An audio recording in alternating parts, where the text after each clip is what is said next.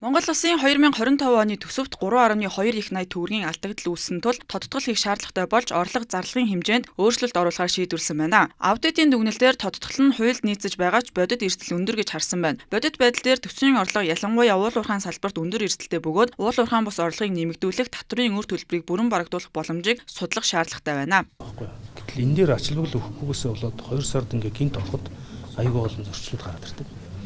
Тийм учраас бид нар одоо 8 сарынхаа завсрын аудит нэлээд ач холбогдол өгж ажиллана. Энэ нь нөгөө өмнө гарсан дутагдлуудыг засах ёстой гэдэг ийм чиглэлээр нэлээд сайн үзэгдэнэ. За хоёр дахь нь бол энэ 24 оны аудитын тайлангаар гарчаад байгаа тийм аудитын шийдвэрээр гарчаад байгаа тэр асуудлуудыг 25 оны тэр асуудлууд 24 оны юг 25 оныхоо тайлан дээр давтах юм бол бид нар энэ дээр нэлээд бас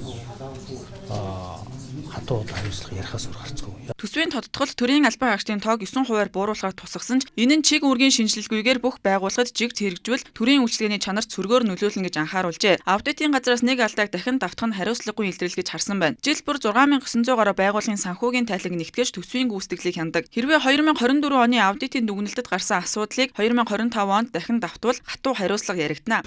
Ер нь улсын хурлын нэг тогтоол гаргая. Тэгвэл ингээд он удаан жил болгон хийж байгаа аудит төр жил болгон давтагдаад байгаа зүйлүүд байгаад байна.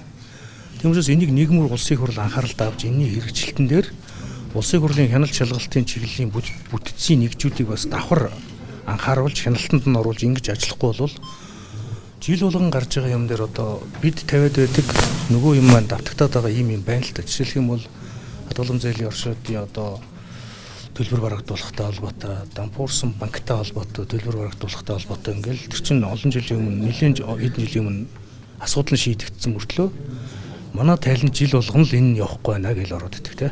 Монгол улсын төсвийн тодтгол хуулийн шаардлагад нийцэж байгаа хэрэгжилт бүтэц зохион байгуулалт уялдаа холбоо муу байвал эрсдэл дагуулж болзошгүй байна. Аудитын байгууллагаас өгсөн зөвлөмжийг улсын хурал, засгийн газар анхааралтай авч үзэхгүй бол оронтой цалин үйлчлэгээний чанар, эдийн засгийн тогтвортой байдал хүнд дарамт үүсэх магадлал өндөр байна.